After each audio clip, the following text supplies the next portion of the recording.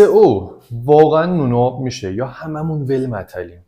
تو این ویدیو میخوام در مورد اینکه سئو میشه ازش خوب پول در آورد، چجوری پروژه بگیریم و چجوری ادامه بدیم صحبت بکنیم. روی اسکرین نمیریم و لطفا همراه من باشید.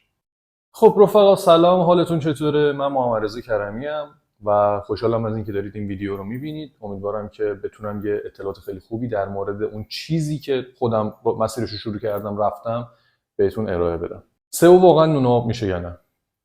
ببینید، سوالیه که ما به همه کسب و کارا میتونیم ارتباطش بدیم. آره، نون و آب میشه اگر یک سری مراحل رو طی بکنیم.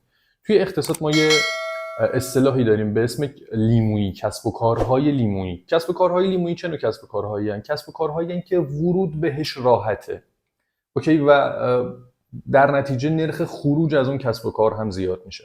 برای مثال شما اگه بخواید برید یه کارخونه بزنید، نیاز به تجهیزات دارید، نیاز به علم دارید، نیاز به ارتباطات دارید، نیاز به مجوز دارید و الی ماشاءالله مسائل دیگه و پول هنگفت که تازه شما بتونید یه سیستمی رو ران بکنید. این جزء کسب و کارهای لیمویی نیست، ولی سئو، طراحی سایت، طراحی گرافیک جزء کسب و کارهای لیموییه. کسب و کارهای لیمویی یعنی چی؟ یعنی اینکه الان منی که میخوام بگم سئو کارم، میام میشینم پشت سیستمم، یه دونه سفارش حالا به هر طریقی میگیرم، کارمو شروع میکنم. ببینید ورود بهش همینقدر راحته، پس قطعا توش موفقیت نرخش کمتره و نرخ خروج بیشتر میشه چون ورود بهش راحت بوده. اینه که میبینید هر کسی از راه میرسه میگه آره طراحی سایت که من انجام دادم، با وردپرس کار کردم. پس این مدل کسب و کار ما کسب و کار لیمویه، نیاز به هزینه و وقت آنچنانی برای ورود به کسب و کار نیست. اما این یعنی اینکه ما هم نمیتونیم خوب پول در بیاریم. چرا؟ ببینید، خیلی از دوستان ما هستن که توی بحث سئو دارن پولهای خیلی خوبی در میارن، دارن عددهای مثبت 500 میلیون یا مثبت 100 میلیون یا حداقل یه مثبت 50 میلیون توی آبان ماه 404 که الان هستیم داره. یک سال دیگه ممکنه این عدد اصلا عدد نباشه. توی آبان ماه 404 دارن این مبالغ رو در میارن. پس چیز دست نیافتنی نیست. خب روش‌های درآمد از سئو به چه شکله؟ یک، شما میتونید کارمند بشید. شما میتونید برید سئو رو یاد بگیرید و برید توی یه دونه شرکت کارمند اون شرکت بشید و با یک حقوق نسبت به مهارت خودتون که میتونه مثلا از 15 میلیون تا 40 میلیون 50 میلیون باشه، با اون شرکت قرارداد ببندید و کار بکنید باهاشون و به حقوق ثابت بگیرید. مزایای خودشو داره، معایب خودشو داره. مزایاش اینه که خب نقطه اتکای بیشتری دارید، کارفرما میبینه که دارید کار میکنید. حتی اگه رتبه نگیرید قدرت زمان گرفتن بیشتری دارید، حقوقتون سر ماه میاد. اونجا مسلطید، میتونید به همه امور دسترسی داشته باشید. عکسی بخواید بگیرید، محتوایی بخواید ضبط بکنید یا هر آن چیز دیگه، چون خودتون اونجا هستید. این یک پوان مثبته. پوان منفیش چیه؟ اینه که سئو نوعی کسب و کاری که شما میتونید در اختیار خودتون باشید، ولی شما خودتون این اختیار رو از خودتون گرفتید و زمانتون رو فروختید. در واقع شما الان دارید زمانتون رو میفروشید به یک نفر دیگه و رفتید تو محل کار اون شخص و دارید کار میکنید. راه دوم درآمدی گرفتن پروژه است. گرفتن پروژه یه ذره سخت‌تره، شاید اگه اول کار باشین استرس زیادی داشته باشه، اینکه چجوری من میخوام این پروژه رو ببرم جلو، قرارداد بستم، چی میخواد بشه، چه اتفاقی میخواد بیفته. آره واقعا استرس داره اگه شروع کارتونه، ولی باید این استرس رو به جون بخرید. ولی گرفتن پروژه میتونه به مراتب برای شما سوددهی بیشتری داشته باشه. حقوق وزارتکاری الان فکر کنم 13 میلیون و 800 یه همچین مبالغیه، 13 میلیون، 14 میلیون، 15 میلیون. در صورتی که شما بابت هر پروژه سئو میتونید، حالا اگه مثلا شروع کارتون باشه 10 میلیون، یه ذره حرفه‌ای تر باشید 15 میلیون، خیلی حرفه‌ای باشید برند شخصی ساخته باشید و زیاد کار کرده باشید 20 میلیون، 30 میلیون میتونید قرارداد ببندید با شرکت‌ها و طیف مختلف سایت‌ها. مثلا یه سایت فروشگاهی قطعا مبلغ بیشتری نیاز داره بابت سئو کرد. و اگر شما در حال پروژه گرفتنید، برای مثال 5 تا پروژه 15 میلیونی وسط داره میگیریم، 5 تا پروژه 15 میلیونی بگیریم، در ماه میشه 75 میلیون. خب عدد قابل توجیهیه، میشه این عدد رو توجیه کرد، بگیم درآمد خوبی به حساب میاد تو این زمانه. اوکی، یکی از دومین روش، در واقع دومین روش درآمد از طریق سئو اینه که شما پروژه بگیرید. سومین روش چیه که من خیلی پیشنهاد میکنم به خیلی از مخاطبا؟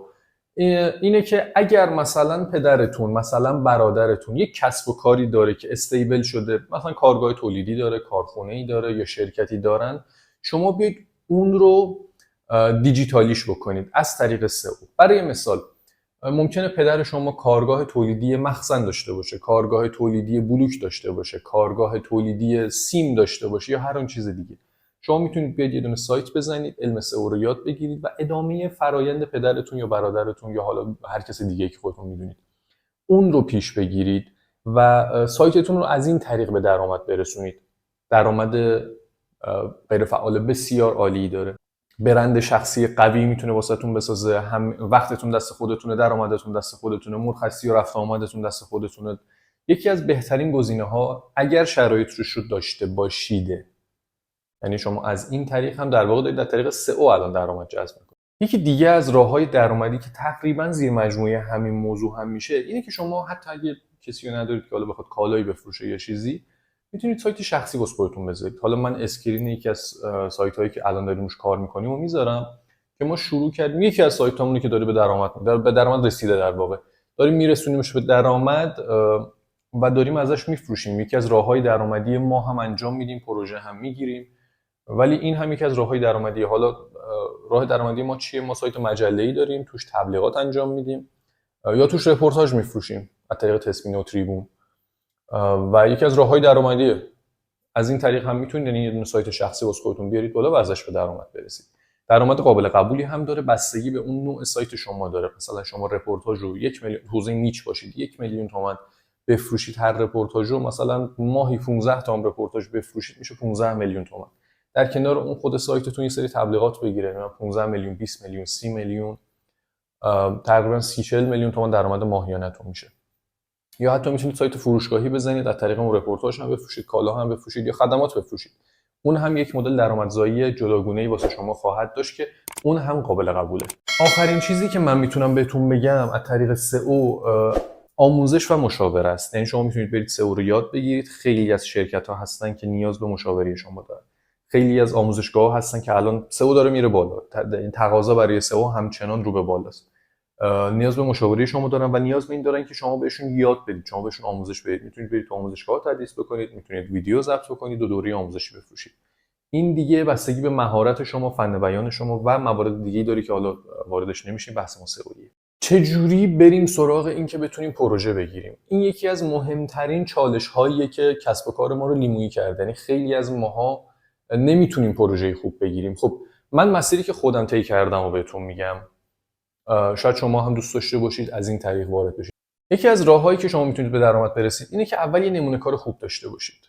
من موقعی که شروع کردم، یکی از سایتایی که طراحی کرده بودم بهش گفتم اگه اجازه بدی روی سایت سئو انجام بدم، هیچ هزینه‌ای نیازی نیست به من بپردازی، فقط هر از چندی مثلا میگم فلان محتوا نیازه، هزینه محتوا رو بده که داریم واسه تولید می‌کنیم. از اون طریق من یه دونه پروژه انجام دادم، یه پروژه موفقی انجام دادیم، سایتش اومد بالا، فروش داشت و خودش گفتش چقدر خوبه. بعد یه مدتی بهش گفتم اگه موافق باشین قرارداد با هم دیگه بنویسیم. همون یه دونه نمونه کار باعث شد که من چند تا کار دیگه بگیرم. تبلیغات انجام دادیم، نترسید از تبلیغات انجام دادن. من موقع تو دیوار آگهی گذاشتم و از دیوار مشتری گرفتم، سایت دیوار و سایت شیپور. از پروژه ضعیف گرفتن اول کار نترسید. اول کار نخواهید که پروژه قوی بگیرید، پروژه با مبالغ بالا بگیرید، یا اول کار اگر رزومه خوبی ندارید نیایید مبالغ بالا پیشنهاد بدید. ببینید این مسیری که شما باید پله پله صبر داشته باشید و دونه دونه طی بکنید تا به یک نتیجه خوبی برسید.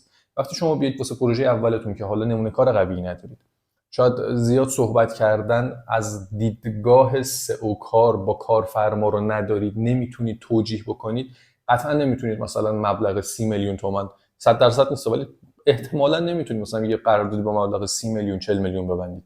پس اول برید روی پروژه خرد کار بکنید، سعی کنید پروژه بیشتری بگیرید. تعداد پروژه بیشتر به شما این امکان رو میده که شما آزمون و خطای بیشتری بکنید و بتونید سئو کار ماهرتری بشید و این شما رو آماده میکنه واسه اینکه مثلا 5 تا پروژه رو فدا بکنید، یه دونه پروژه 5 میلیونی بگیرید. پس صبور باشید و قدم به قدم این مراحل رو طی بکنید.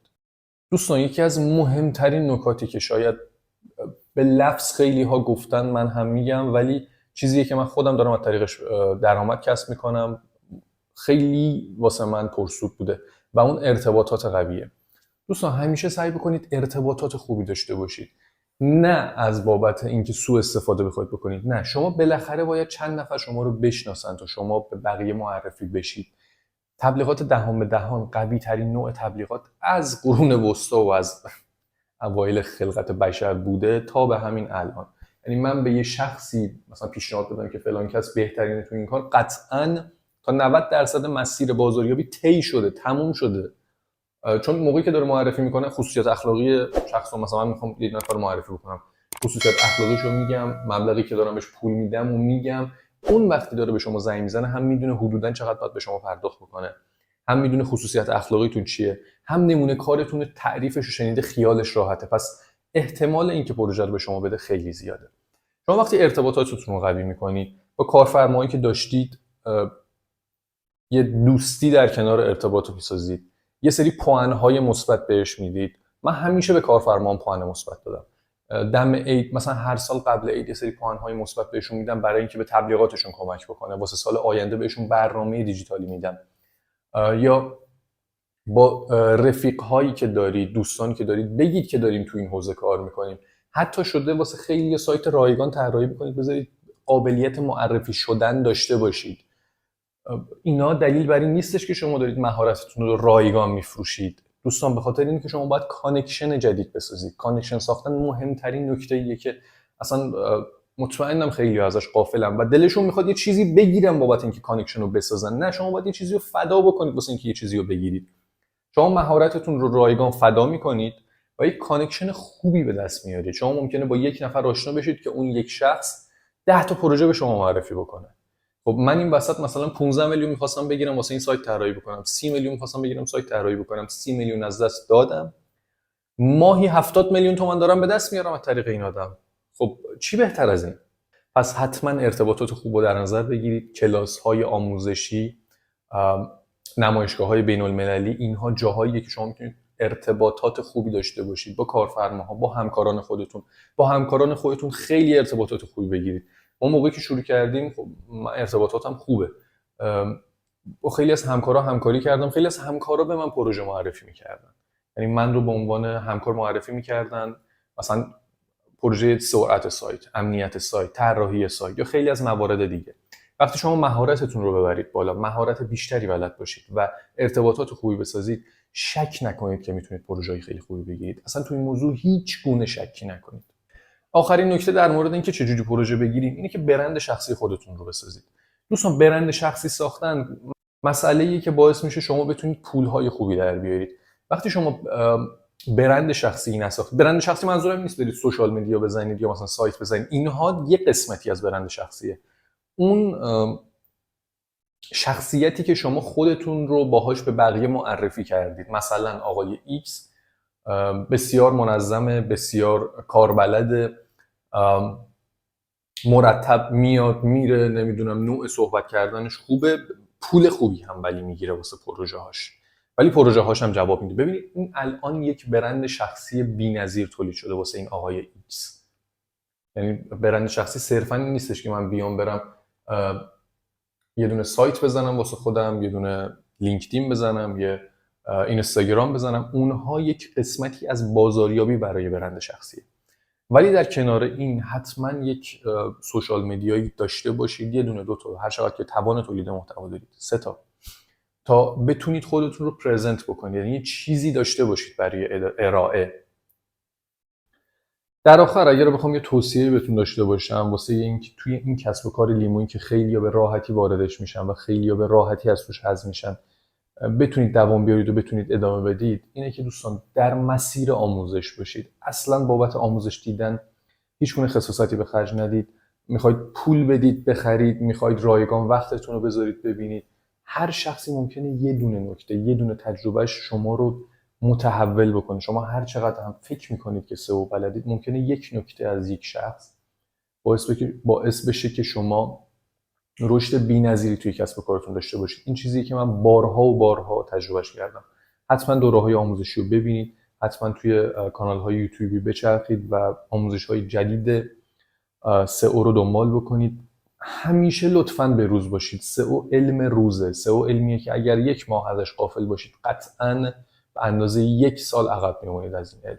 ممنونم از اینکه وقت ارزشمندتون رو برای ما گذاشتید. اگر میخواید سئو رو یاد بگیرید کانال ما رو حتما سابسکرایب بکنید، زنگوله رو بزنید، چون ما دائما در حال تولید محتوا در مورد سئو، چه از لحاظ تکنیکال، چه از لحاظ آن پیج، چه از لحاظ آف پیج، بابت اینکه بتونیم آموزش‌های مداوم بذاریم، بابت اینکه بتونیم آموزش‌های با کیفیت بذاریم و آموزش‌هایی که از جنس تجربه است و کانال ما یکی از کانال‌هایی که میتونه شما رو در مسیر آموزش قرار بده.